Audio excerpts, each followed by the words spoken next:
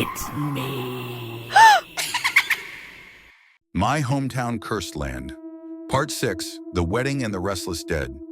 What if a soul, one that refuses to leave, clings to you, haunts you, and tears your life apart? All because they believe they're repaying a favor? A favor you never asked for and never wanted. This is a true story, one that continues the strange and terrifying events from earlier chapters. It happened in Bắc Biên Village, right along the Red River in northern Vietnam, a place where the floodwaters return every year, carrying in the dead. My grandmother was once the daughter of a wealthy family, but after her father passed away, the inheritance vanished and she and her sisters returned to their hometown, living like everyone else, planting corn in the river fields. Villagers whispered, "Girls from rich families won't survive the hardship," but my grandmother worked hard and never complained. My grandfather was 6 years older than her. From boyhood to manhood, all he knew was working the land and swimming in the river. The sun and wind bronzed his skin and carved his muscles like a true farmhand. Girls in the village used to joke, "Whoever can bring tea back from the riverbank to Mary wins life." But he paid no attention. His only companions were the muddy fields and the violent currents of the Red River. Each year, the Red River floods for 3 months straight. Half the village goes underwater, and each flood brings bodies, cows, pigs, chickens, and people. They wash ashore, tangled in reeds, lodged under bamboo groves. When the water recedes, the young men bury them, just in case someone comes looking for a lost loved one. In 1956, the floods were the worst anyone had ever seen. Almost the entire village evacuated. Only a few men stayed behind to collect driftwood. One of them was my grandfather. That day, while dragging a log ashore, he heard screaming. A girl was being pulled away by the current. Everyone froze, but he dove in without a word. He knew the river like the back of his hand. He fought the current for what felt like forever, and finally dragged her to shore. It was N, a girl from the same village. She had slipped while gathering her things and fell into a whirlpool. By sheer luck, she caught hold of a floating tree trunk. Without my grandfather, she would have ended up like the others, lifeless, drifting in the reeds.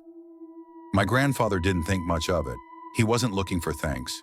But from that day on, N came to see him every day, only at noon and twilight, never in the morning, never at night. She brought water, cooked fish, cleaned his hut on the riverbank. Even though she was engaged to another man, she kept coming. My grandfather rejected her over and over, told her to stop. The village started to talk. Eventually, he left the river for good, took a job at a pen factory in the city and abandoned the hut. There he met my grandmother, beautiful, strong. They fell in love quickly and planned to marry. That's when N returned and asked to meet him one last time. At the riverbank, she told him something he would never forget. "Ever since you saved me, every noon and dusk, a woman comes to get me. She limps, and her voice is raspy. She tells me to cook for you, clean for you, care for you. I don't want to go, but I can't stop. I still love my fiancé, but I'm no longer in control of myself." My grandfather felt a chill run down his spine. N cried and said, "My life is no longer mine." Then she ran off. The next morning, villagers found her hanging inside the abandoned river hut, the one my grandfather used to stay in. That night was their wedding night. A black cat appeared out of nowhere. It jumped onto the rafter, looked my grandfather in the eyes, and said, in a human voice, It's me. 7 times. Years later, my grandmother suddenly lost her mind. One night, after she'd gone missing for some time, to the Tru Quy Psychiatric Hospital, as told in a previous episode, she returned. But when she stepped into the house, my grandfather didn't see her. He saw N standing beside her, was an old beggar woman, one my grandfather had once given food to. The beggar looked him in the eye and said, "It's me." That night, my grandfather silently lit incense for a headless general statue on the family altar. As the third stick burned out, the wind howled from the riverbank.